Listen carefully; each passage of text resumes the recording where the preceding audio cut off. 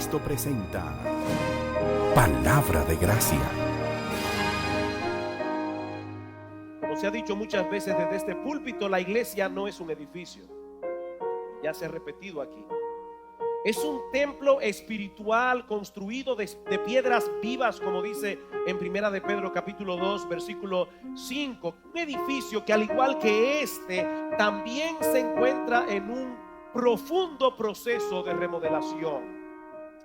Y eso es precisamente de lo que yo quisiera hablar en esta mañana a la luz de Efesios capítulo 3.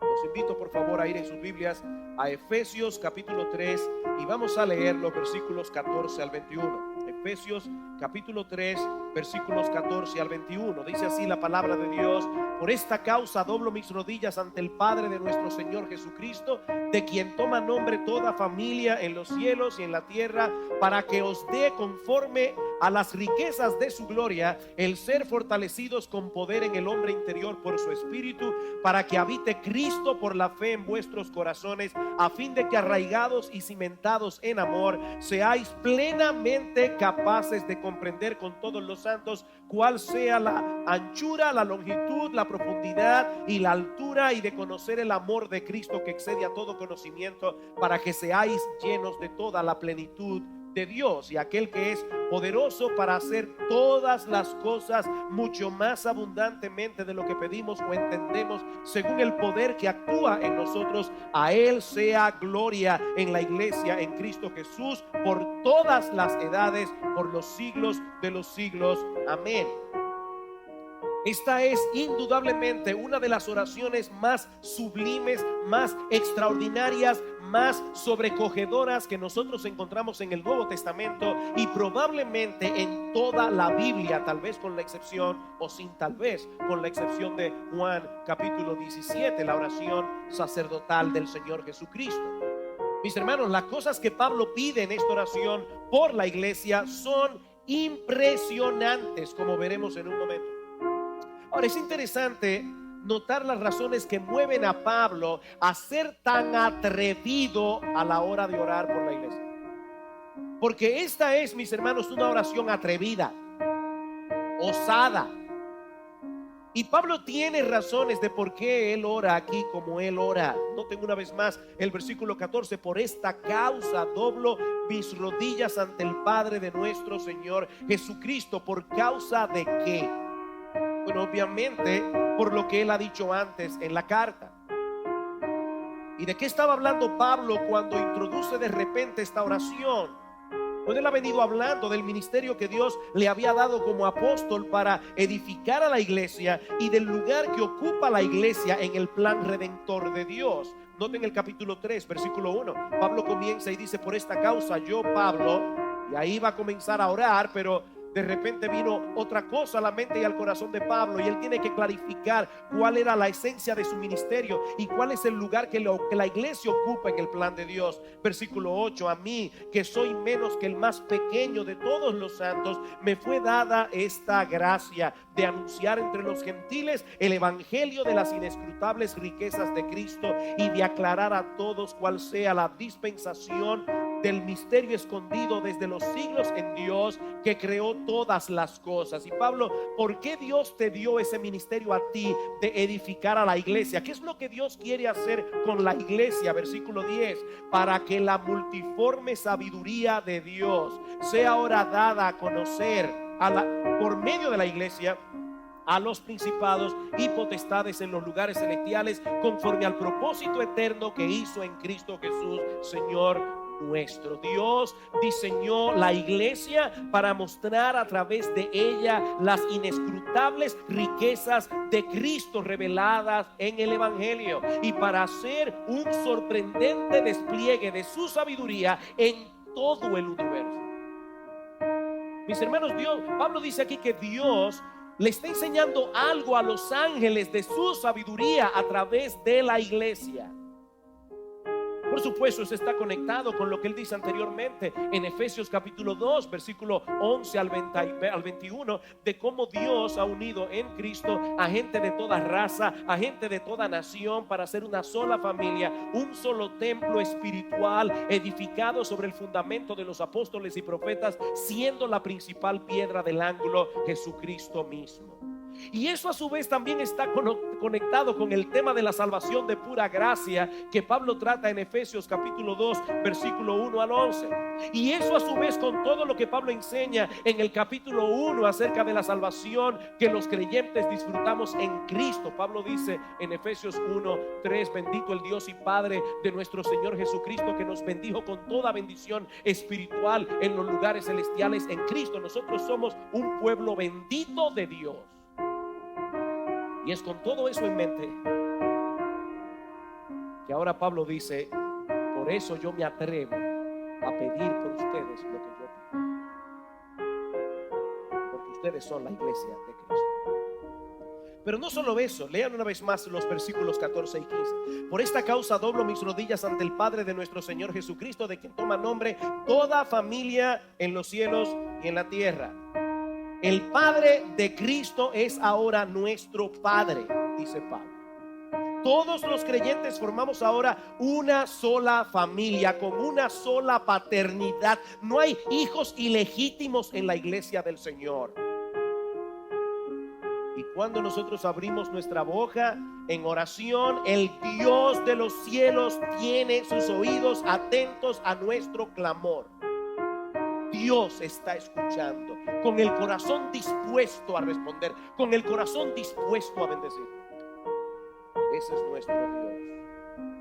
Acompáñenme un momento al Evangelio de Lucas. Quédense con el dedo en Efesios. Pero quiero que veamos uno de los textos que más debería animarnos a nosotros a orar. Lucas capítulo 11, versículo 5. El Señor Jesucristo acaba de enseñar a los discípulos el modelo de la oración del Padre Nuestro. Y dice en el versículo 5 del capítulo 11 de Lucas: les digo también, ¿quién de vosotros que tenga un amigo que va a él a medianoche y le dice: amigo, préstame 3 panes, porque un amigo mío ha venido a mí de viaje y no tengo que poner delante? Y aquel, respondiendo desde dentro, le dice: no me molestes, la puerta ya está cerrada y mis niños están conmigo en cama. No puedo levantarme y dártelos. Os digo que aunque no se levante a dárselos por ser su amigo, sin embargo por su importunidad se levantará y le dará todo lo que necesite. Algunas personas dicen: nosotros debemos importunar a Dios con nuestra oración, debemos orar, debemos pedir, y llegará un momento que Él nos va a responder. Pero no es eso lo que significa este texto. Hermanos, ¿quiénes son los hijos que están en cama con su padre? Somos nosotros. Somos nosotros. Lo que Pablo está diciendo aquí es: si este hombre se levantó de la cama para ayudar a su vecino importuno, ¿cómo hubiera reaccionado si la petición hubiera venido de uno de sus hijos que estaban acostados con él? Esa es la lección de este texto. Nosotros no somos el vecino importuno. Nosotros somos los hijos que están en cama. Y cuando decimos: papi, yo tengo sed, no le va a decir: acuéstate y duérmete y se te va a quitar la sed porque yo tengo mucho sueño. No, ese no es nuestro Dios. Por eso sigue diciendo Cristo: y yo os digo, pedid y se os dará, buscad y hallaréis, llamad y se os abrirá, porque todo aquel que pide recibe, y el que busca halla, y al que llama se le abrirá. ¿Qué padre de vosotros?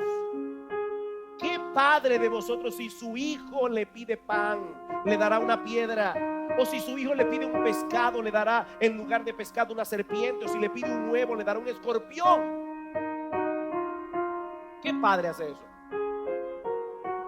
Pues si vosotros, siendo malos, sabéis dar buenas dádivas a vuestros hijos, cuánto más vuestro Padre Celestial dará el Espíritu Santo a los que se lo piden. Cuánto más. Querido hermano, querida hermana, el Dios Todopoderoso es nuestro Padre y su corazón está más inclinado a bendecirnos que nosotros a pedir su bendición. Es con esa convicción que Pablo está orando aquí. Pero hay algo más. Vean otra vez el texto, Efesios capítulo 3. Por esta causa Doblo mis rodillas ante el Padre de nuestro Señor Jesucristo, de quien toma nombre toda familia en los cielos y en la tierra, para que os dé conforme a las riquezas de su gloria. Para que os dé conforme a las riquezas de su gloria. Si un millonario te invitara a almorzar en un restaurante bien caro en el día de tu cumpleaños y te dijera de antemano que él desea agradarte y que él quiere que tú pidas conforme a lo que él puede pagar. No mires los precios del menú, porque si lo miras de acuerdo a lo que tú puedes pagar, no vas a pedir nada. Pero yo quiero que tú pidas conforme a lo que yo puedo pagar. Yo dudo mucho que alguien iba a pedir un chicharrón de pollo con frito verde. Amados hermanos, nuestro Dios ha prometido bendecirnos no de sus riquezas en gloria, sino conforme a sus riquezas. Conforme a sus riquezas. Nosotros podemos pedir y pedir y pedir y pedir y pedir y pedir y pedir y nunca agotaremos las reservas de nuestro Padre. Él es rico en poder, en misericordia, en gracia, en bondad, en amor, y Él nos escogió para bendecirnos con toda bendición espiritual en los lugares celestiales en Cristo. Nosotros fuimos escogidos para ser bendecidos. Y el apóstol Pedro dice en primera de Pedro capítulo 3 versículo 8 que nosotros fuimos llamados para heredar bendición. Fuimos llamados para heredar bendición. ¿Por qué somos tan tímidos a la hora de pedir? Ahora, ¿qué pedía Pablo por esta iglesia? ¿Qué pedía Pablo por esta iglesia? Eso es una tremenda lección, hermanos. Debemos comparar nuestras peticiones con las de Pablo, a ver si nosotros estamos al mismo nivel. ¿Qué le pedía Pablo a ese gran Dios cuando él pedía por la iglesia? Versículo 16: para que os dé conforme a las riquezas de su gloria el ser fortalecidos con poder en el hombre interior por su espíritu, para que habite Cristo por la fe en vuestros corazones. Pablo pide que el poder de Dios actúe en ellos para que Cristo pueda habitar en ellos. Ahora, mis hermanos, esta petición puede resultar un tanto extraña para algunos, porque la Biblia enseña claramente que Cristo ya habita en el corazón de los creyentes. ¿No es así? No está Cristo en el corazón de los creyentes. De hecho, Pablo dice en Romanos capítulo 8 versículo 9 que si alguno no tiene el Espíritu de Cristo, el tal no es de él. ¿Por qué Pablo entonces está pidiendo aquí? Yo le pido a Dios que los fortalezca en el hombre interior para que habite Cristo por la fe en vuestros corazones. Bueno, la clave para entender esta petición está en la palabra habitar. Esta palabra da la idea de morar en un lugar confortablemente. Hacer de ese lugar nuestro hogar. No se trata simplemente de morar allí, sino de estar cómodamente instalado. Esa es la idea. Y precisamente por eso yo escogí este texto para predicarlo hoy aquí. Estamos cómodamente instalados.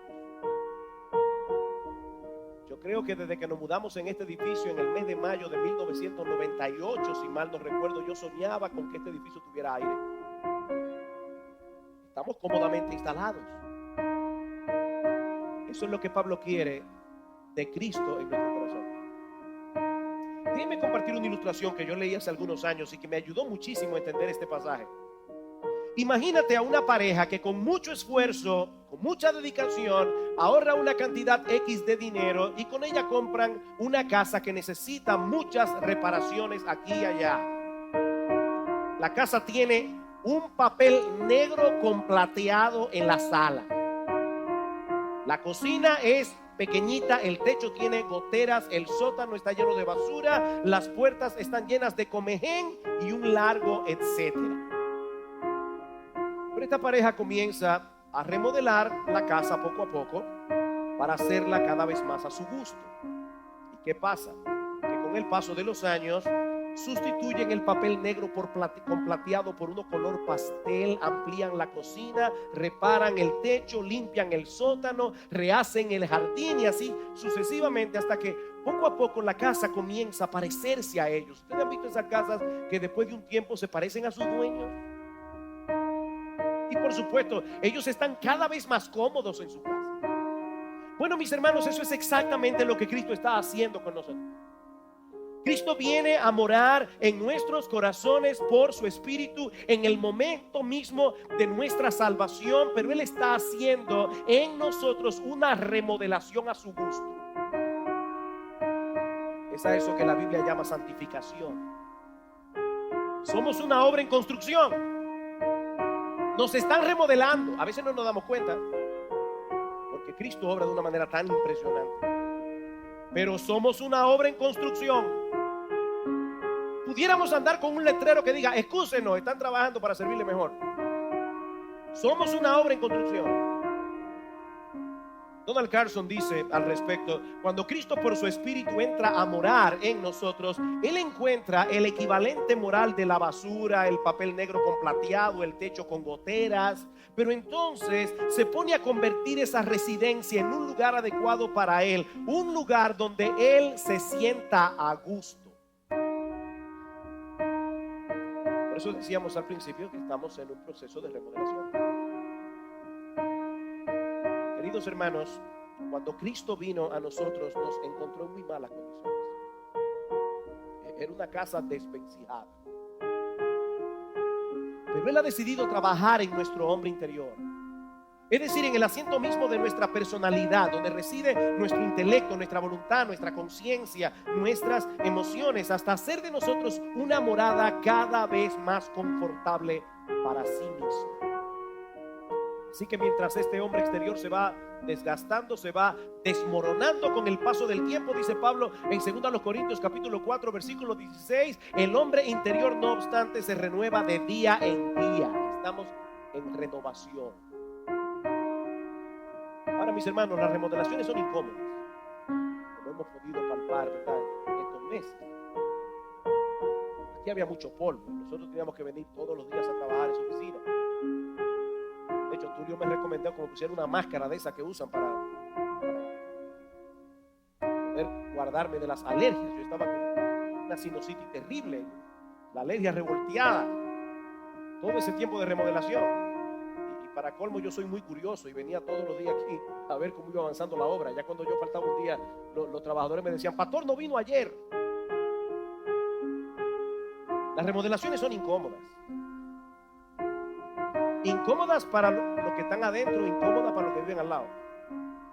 Nosotros hemos tenido que pasar en el edificio donde vivimos, mi esposa y yo, 3 remodelaciones en el apartamento de arriba. Hermanos, eso es terrible, terrible, terrible. Cuando comienzan a tumbar paredes, uno siente que le están tumbando el mundo en la misma habitación. Ahora, ¿saben algo? Eso me ayudó a entender algunas cosas que pasan en la iglesia. ¿Saben por qué en la iglesia ocurren problemas entre hermanos? Porque estamos en remodelación. Las remodelaciones molestan. Lo que Dios está haciendo en tu vida de alguna forma me molesta a mí. Y yo imagino que algunos, por más bonito que esté el edificio, tienen que haber entrado y dicen: y van a dejar eso así, van a poner esto asado. A uno no siempre le gusta lo que están haciendo en la casa del otro, pero Dios es el dueño de la casa y Él está haciendo su remodelación en nosotros a su gusto, no al tuyo ni al mío. Y Él lo hace a la velocidad de Él, no a la velocidad que tú quieres que Dios transforme al otro hermano, sino a la que Él quiere. Tiene su velocidad. En vez de salir corriendo, pero eso es lo que uno tiene deseo cuando está remodelando la casa con uno adentro, uno le da un deseo de salir corriendo. Pero en vez de salir corriendo, lo que debemos hacer es lo que hizo Pablo: pedir en oración que el poder del Espíritu continúe obrando en todos nosotros la remodelación que necesitamos.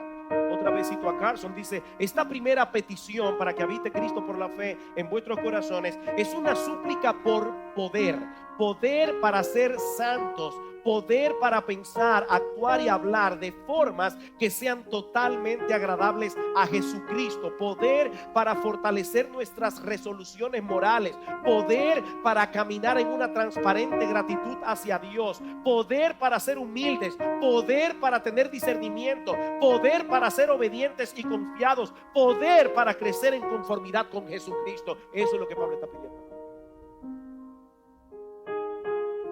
Esa es la petición que nosotros deberíamos traer continuamente al trono de Dios, no solo por nosotros mismos, sino también por toda la iglesia, por todos nuestros hermanos en la fe. Pero Pablo no lo deja ahí. Versículo 17 otra vez: para que habite Cristo por la fe en vuestros corazones, a fin de que, arraigados y cimentados en amor, seáis plenamente capaces de comprender con todos los santos cuál sea la anchura, la longitud, la profundidad y la altura, y de conocer el amor de Cristo que excede a todo conocimiento. A todo conocimiento. Hay dos palabras claves en este texto para entender lo que Pablo está pidiendo. La primera es comprender, en el versículo 18. Esta palabra encierra la idea de asimilar algo, agarrar una idea, hacerla nuestra, entender realmente una cosa. Ustedes han visto cuando se le está explicando un problema a alguien y de repente se le brillan los ojos y dice: lo entendí, lo que me estás queriendo explicar. La segunda palabra es conocer, en el versículo 19. Y esta palabra apunta hacia un conocimiento experimental. Pablo quiere que estos hermanos puedan entender el alcance del amor de Cristo, pero no como una mera información intelectual y académica. Él pide a Dios en oración que ellos sean capaces de experimentar ese amor en sus vidas cada vez más abundantemente. Cuando yo era niño, yo era asmático. He compartido esa experiencia otras veces. Y yo recuerdo muchas veces que me levantaba de noche a las 2 de la mañana, a las 3 de la mañana, a las 4 de la mañana, en medio de un ataque de asma. Iba al cuarto de mi mamá, le tocaba la puerta. Mi mamá se levantaba siempre con buena cara, me daba el medicamento, se sentaba conmigo en la sala y esperaba allí despierta hasta que se me pasara el ataque de asma. A mí nunca se me ocurrió darle las gracias por eso. Yo pensaba, para eso están las madres. O tal vez ni lo pensaba, lo daba por sentado. Cuando nuestra primera hija nació, muchos años después, un día a las 2 de la mañana, nuestra hija se levantó respirando forzadamente. Y yo pensé, heredó el asma. Y este era un temor que yo tenía con mis hijos. Y mi esposo y yo nos levantamos, estando en Puerto Plata, solos. Ailín tenía 2 meses de nacida, respirando forzadamente. Y créanme, hermanos, en ese momento, en ese instante, esa noche, yo entendí el amor de mi mamá como yo nunca lo había entendido antes. No se trata de un conocimiento intelectual, es un conocimiento experimental el que yo adquirí ese día. Y es de ese tipo de conocimiento del que Pablo está orando aquí. Yo quiero que ustedes conozcan así el amor de Cristo. No simplemente que puedan decir: sí, Cristo me ama, yo sé, Él murió por mí en la cruz del Calvario. Lo que Pablo está pidiendo es: Señor, yo quiero que estos hermanos entiendan de tal manera el amor de Cristo, que sus corazones sean sobrecogidos, que sus corazones sean abrumados, que ellos no puedan entender tanto amor. Por eso Pablo dice, versículo 18, que seáis plenamente capaces de comprender con todos los santos cuál sea la anchura, la longitud, la profundidad y la altura, y de conocer el amor de Cristo que excede a todo conocimiento. Es un amor que excede a todo conocimiento, pero aún así, dice Pablo, debemos crecer en el entendimiento de ese amor. Tal vez la manera más sencilla de explicar este versículo es con ese corito para niños que dice: el amor de Dios es maravilloso, el amor de Dios es maravilloso, es tan alto que no puedo ir arriba de él, es tan bajo que no puedo ir debajo de él, es tan ancho que no puedo ir afuera de él, tan grande es el amor de Dios. El amor de Dios es maravilloso. Hermanos, Cristo nos ama. Cristo nos ama. Y Él nos ama con un amor que es imposible de comprender plenamente. Un amor que es imposible de expresar con palabras, pero aún así Pablo quiere que nosotros crezcamos en el entendimiento de ese amor y que lo percibamos experimentalmente en nuestra vida. No es lo mismo repetir como un loro: Cristo me ama, a verdaderamente sentir en lo más profundo de nuestros corazones el amor de Cristo. Y para que eso sea posible, dice Pablo, debemos estar arraigados y cimentados en amor. Pablo está pensando aquí en la figura de un árbol profundamente enraizado y un edificio firmemente establecido. Y el terreno que nutre esas raíces, el terreno que sostiene ese cimiento, es el amor de Dios. El en la misma medida en que ese amor de Dios se afianza en nuestras mentes y corazones y comenzamos a actuar en consecuencia, amando a los demás, en esa misma medida seremos capaces de comprender más profundamente el amor de Cristo. Es por eso que Pablo sigue diciendo que solo podremos comprender esa clase de amor de Cristo si lo perseguimos junto con todos los santos. ¿Se dieron cuenta de ese detalle? Versículo 18 otra vez: seáis plenamente capaces de comprender con todos los santos. Con todos los santos. Mis hermanos, el amor se entiende mejor amando. El amor se entiende mejor amando. El problema es que muchos creyentes parecen tener ideas distorsionadas de la naturaleza del verdadero amor cristiano, y esa falta de comprensión no los ayuda a crecer en amor. Déjenme ponerlos a pensar un poco. El Señor nos ordena en su palabra que amemos a nuestro prójimo como a nosotros mismos. Ese es el mandato. ¿Para qué significa eso realmente? ¿Quiere esto decir que todo el mundo debe gustarnos y simpatizarnos de la misma manera? Ama a tu prójimo como a ti mismo. ¿Eso quiere decir que me debe gustar toda persona alrededor de mí y simpatizar toda persona alrededor de mí? No necesariamente. Otra vez, ama a tu prójimo como a ti mismo. Déjame hacerte una pregunta. ¿Acaso no es verdad que hay ocasiones en que tú no te simpatizas? ¿O eso solamente me pasa a mí? ¿No hay ocasiones en que no nos sentimos tan a gusto con nosotros mismos? ¿O no? Tal vez tú te gusta completamente. A veces yo no me soporto. Pero lo interesante es que aún en esos momentos en que yo no me soporto, yo me sigo amando y me sigo cuidando igualito. Yo nunca me he visto a mí mismo diciéndome: te voy a castigar, no hay comida para ti, ni descanso. No, yo me amo todo el tiempo. Yo no me gusto todo el tiempo, pero me amo todo el tiempo y me cuido todo el tiempo. Bueno, eso es lo que debemos hacer con el prójimo. Eso es exactamente lo que debemos hacer con el prójimo. Procurar su bien, aun cuando no nos gusten, cuando no nos simpaticen.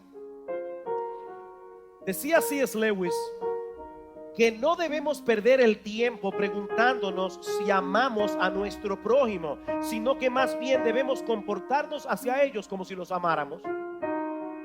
Y luego sigue diciendo: en cuanto hacemos esto, descubrimos un gran secreto. Cuando nos comportamos como si amáramos a alguien, al cabo del tiempo llegaremos a amarlo. Pero de la misma manera, si le hacemos daño a alguien que nos disgusta, descubriremos que nos disgusta todavía más. Mientras tú más sirves a una persona incondicionalmente, te guste o no te guste, te simpatice o no te simpatice, más vas a amar a esa persona. Mientras más daño le hagas a una persona que te disgusta y que no te simpatiza, menos te va a simpatizar. Es una ley que funciona así. Arraigados y cimentados en amor, ustedes sean plenamente capaces de entender el amor de Cristo, un amor que excede a todo conocimiento. Pero Pablo no termina todavía. Versículo 19: y de conocer el amor de Cristo que excede a todo conocimiento, para que seáis llenos de toda la plenitud de Dios. Este es el clímax de la oración. Es allí hacia donde nos conduce todo lo demás. Pablo quiere que seamos fortalecidos en el hombre interior, para que Cristo tenga una morada más confortable en nosotros, para que comprendamos y experimentemos más plenamente su amor como iglesia, y todo eso para que seamos llenos de toda la plenitud de Dios. En otras palabras, para que sigamos avanzando en nuestro proceso de madurez y crecimiento espiritual como templo que somos del Dios Altísimo. Cuando la Biblia habla de ser lleno de algo, lo que quiere señalar es que estamos dominados por eso. Estar llenos de ira no es otra cosa que ser dominado por la ira. Estar lleno de gozo no es otra cosa que ser dominado por el gozo. Ser lleno de la plenitud de Dios, entonces, no es otra cosa que ser completamente dominados por el carácter de Dios, su sabiduría, su amor, su misericordia, su bondad, su paciencia, su longanimidad y todas aquellas otras características que hacen de nuestro Dios un ser extraordinariamente deseable y extraordinariamente hermoso. Además está decir que esta condición nunca será completamente alcanzada en esta tierra. De hecho, mis hermanos, cuando estemos en la presencia de Dios en el cielo, en cuerpos glorificados, nosotros seguiremos creciendo en el conocimiento y semejanza de Él por los siglos de los siglos. Lo finito nunca podrá alcanzar lo infinito, pero nosotros debemos seguir avanzando hacia la madurez espiritual aquí y ahora, cada día, cada vez más semejantes a nuestro Señor y Salvador Jesucristo, reflejando cada vez más su carácter. Por favor, mis hermanos, no pierdan de vista el contexto en el que Pablo está pidiendo esas cosas. Él no está hablando aquí primariamente de la madurez espiritual de cada uno de los individuos que componen la iglesia, sino del proceso a través del cual toda la iglesia avanza hacia la madurez. Pablo está hablando de la iglesia como un cuerpo, no de tu crecimiento únicamente. Es de la madurez de la iglesia. Pablo va a hablar más adelante de eso en Efesios capítulo 4. Él mismo constituyó a unos apóstoles, a otros profetas, a otros evangelistas, a otros pastores y maestros. ¿Para qué? Para edificar a los santos, para la obra del ministerio, hasta que todos lleguemos a la unidad de la fe. Todos lleguemos a la unidad de la fe. Queridos hermanos, la santificación es un proyecto de comunidad.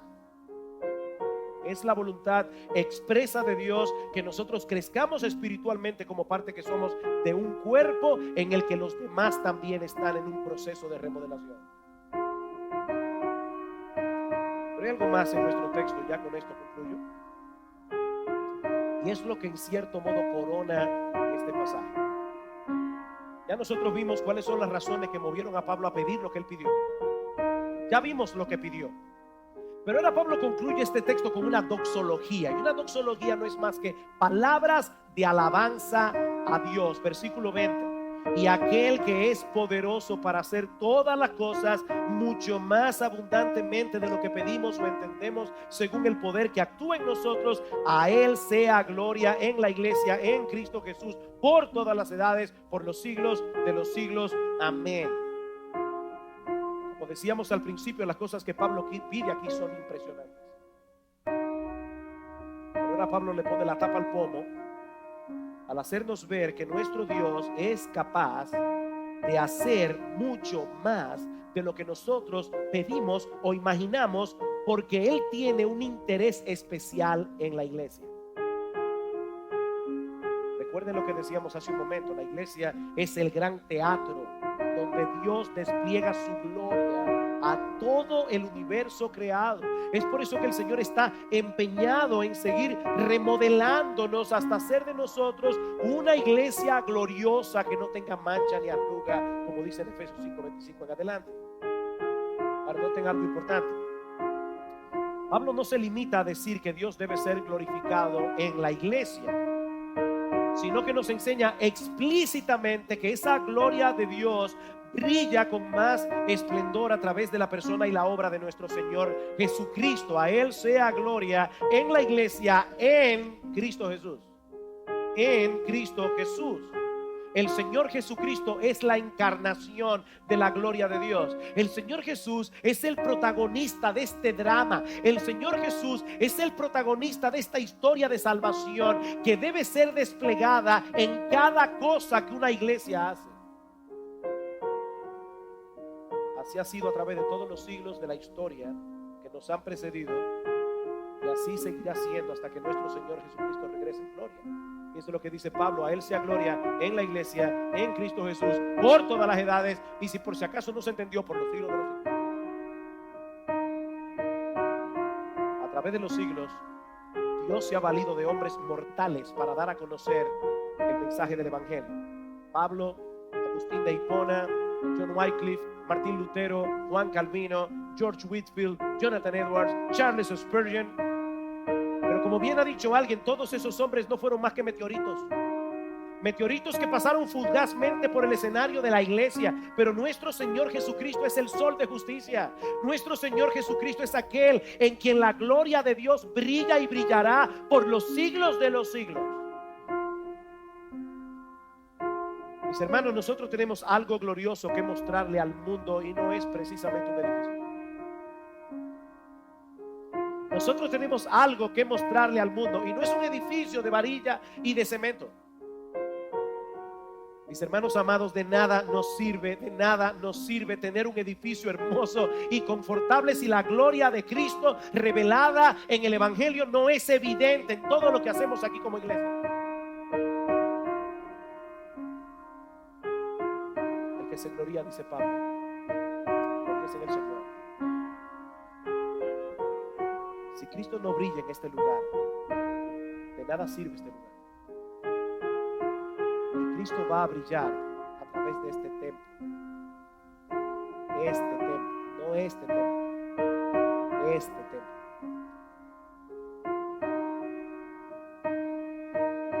Estamos aquí para proclamar el Evangelio, porque es en el Evangelio donde la gloria de Cristo es revelada con más esplendor, y es en la faz de Jesucristo donde brilla con más esplendor la gloria del Padre, como dice Pablo en 2 Corintios 4. Sí, estamos muy agradecidos por la remodelación de nuestra plataforma, muy agradecidos, pero nunca olvidemos que esta edificación no es un fin en sí mismo. 35 años hemos estado proclamando el Evangelio de Cristo en esta iglesia, y a Dios le ha placido bendecir la predicación de su palabra durante todos estos años. Pero mis hermanos, todavía el Señor puede hacer mucho más en nosotros y con nosotros como iglesia. Mucho más. Él es poderoso para hacer todas las cosas mucho más abundantemente de lo que pedimos o entendemos, según el poder que actúa en nosotros. Mis hermanos, nosotros podemos tener grandes ambiciones para el futuro de Iglesia Bíblica del Señor Jesucristo, porque nosotros tenemos a un gran Dios, nosotros tenemos a un gran Salvador que merece ser proclamado, nosotros tenemos un evangelio que es poderoso para salvar a pecadores y transformarlos en discípulos por el poder del Espíritu Santo.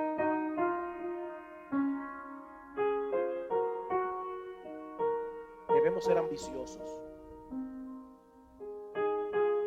santamente ambiciosos. Debemos ambicionar más, porque nosotros tenemos a un gran Dios que puede darnos más. Que Cristo sea predicado y exaltado en este lugar hasta aquel día en que estemos en su presencia, disfrutando sin impedimentos de toda la plenitud de Dios habitando